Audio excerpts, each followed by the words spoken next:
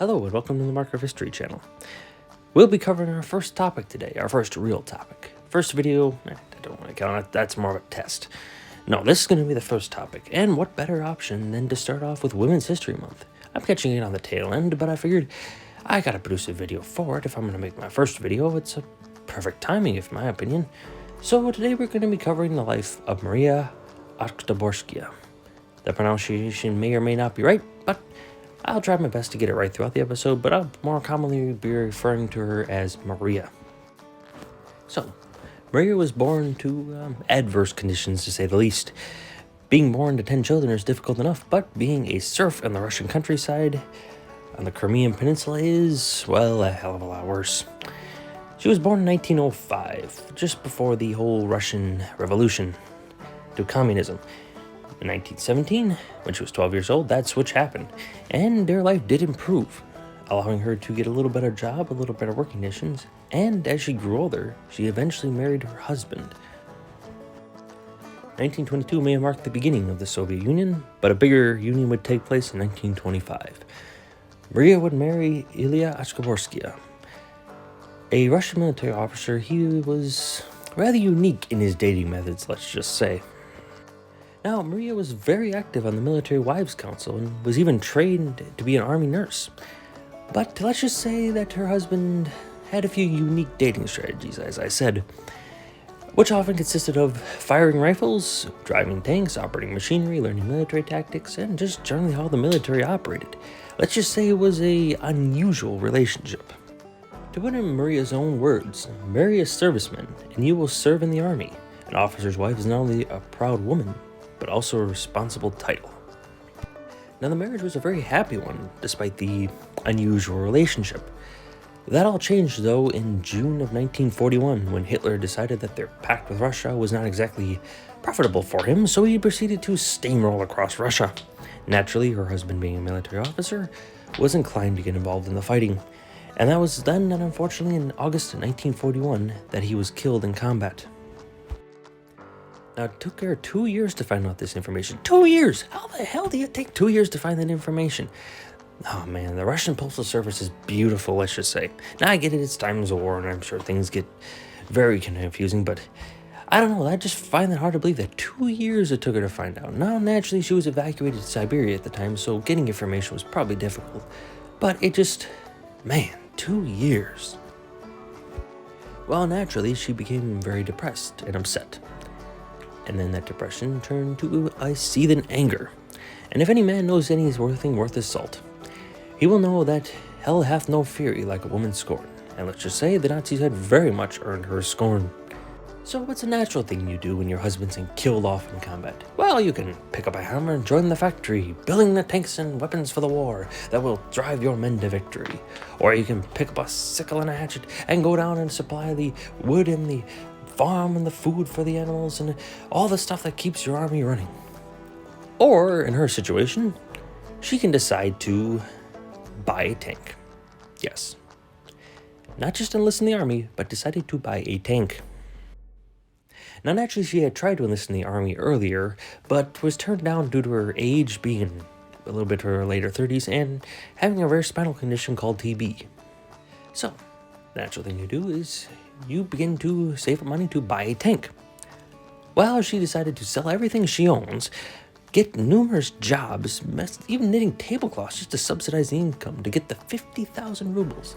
She deposited it into the state bank to buy herself a T-34 medium tank. She then proceeded to write Stalin. Now, Stalin has his flaws, sure, but for all of his horrifying acts of both military and public crimes against his civilians, a sexist he was not. He was happy to have her, and she even donated the tank as long as she was allowed to drive it. Happily willing to take a tank on a woman who has clearly got the fighting spirit for it, he decided to allow her and her tank to join the battle.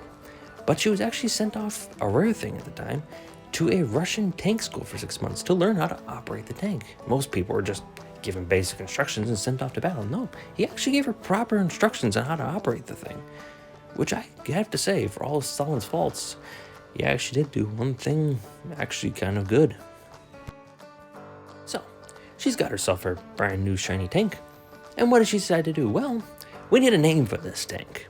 What do you think an appropriate name is for a woman who's just had her husband killed and decides she wants to kill some Nazis? Obviously, the name she comes up with is a very appropriate one. Fighting Girlfriend. Yep, her name was emblazoned on the side and the turret and even later on in the hull. Fighting Girlfriend in giant white letters. It's just beautiful. The amount of stacks she took just to make sure that the Nazis knew why she was trying to kill them. So her first battle took place in the 21st of October 1943. And let's just say her manner of fighting was rather unique. Because as she approached the German heavy precision machine guns and artillery shells ablaze all around her, the natural response to be upon approaching a machine gun or artillery nest would be to strafe it with a machine gun, hit it with the main gun, and blow it all to hell. Now she decided she wanted to participate more than just driving the tank to the position, so she proceeded to drive the tank over the position. And running over Nazis was, I imagine for her, quite an enjoyable experience. Yep, she ran over some Nazis. Again, a woman after my own heart, if I do say so myself. However, it was in this battle that her tank tread was blown off, and disregarding all orders to not to, she decided she would. And she proceeded, as the tank's mechanic obviously, to hop out and repair said tank. After all, it was her tank. She wasn't about to leave it behind, and certainly wasn't about to cower when there was Nazi killing to be done. So she got out under small arms fire and just casually hopped out and began to repair said tread, got it fixed, hopped back in the tank, and rejoined the fight. However, having killed a bunch of Nazis, even managed to destroy an anti-tank gun, and putting herself in danger just to hop out of a tank under heavy fire definitely earned her a lot of respect from her fellow tank crew, who gave her the very appropriate nickname of a mother. Now let's just say hopping out of her tank under fire it became a habit. Because 1 month later, at Neo-Sol, again, pronunciation's probably not that good. Anyways, she used her tank to attack another German defensive position, but in this attack, another artillery shell went and blew off her tread again. Well, probably annoyed by this point, she proceeded to once again hop out of her tank under fire, and then get the thing working again, and hop back in and continue fighting. That's right, nothing was going to slow her down in the slightest. Not machine guns, not artillery, and sure as hell not a broken tread on a tank. Now, she was on fire at this point. It was 2 months later, though, that unfortunately, around the same position, she would unfortunately fight her last battle. Now, she had numerous opportunities to go home, but she turned all of them down because, after all, she was there for one very important reason. Can you guess what that is? Of course, it was to kill some Nazis. Unfortunately, in this battle, a similar series of events took place. Once again advancing on German positions, her tank tread was once again blown off. This time, it seems by another field artillery gun at this point. Well, in typical fashion, along with a fellow crew member this time, she hopped out of the tank and began to repair said tread. Now, this had gone well the first 2 times, but as you know, 3 times is pushing it with anything. And it was at this point that when she attempted to crawl back into her tank after getting the tread fixed, she was unfortunately struck by shrapnel in the head. Unfortunately, 2 months later, on March 15th, 1944, one of the most badass women I think I have ever heard of in my life unfortunately succumbed to her injuries. To say she led a interesting life would be an understatement. She had great courage and even greater skill. In a time in which women doing anything other than handling the house chores was, unusual, especially in the Russian countryside. But that stigma was already changing at that time. I mean, we had women snipers and even a few other military positions taking place in the Russian front. Let's just say the Soviet Union was not afraid to get anyone involved in their fighting, especially not a woman hell-bent on killing as many Nazis as she could because they had killed her husband, which, in my opinion, is a good enough reason as any to kill some Nazis. I want to thank you all for joining me on this video of one of the most amazing women in history. I hope to provide more videos in the future that will entertain you, hopefully maybe with a little better audio and video quality as well. But for now, I hope you all enjoyed this video.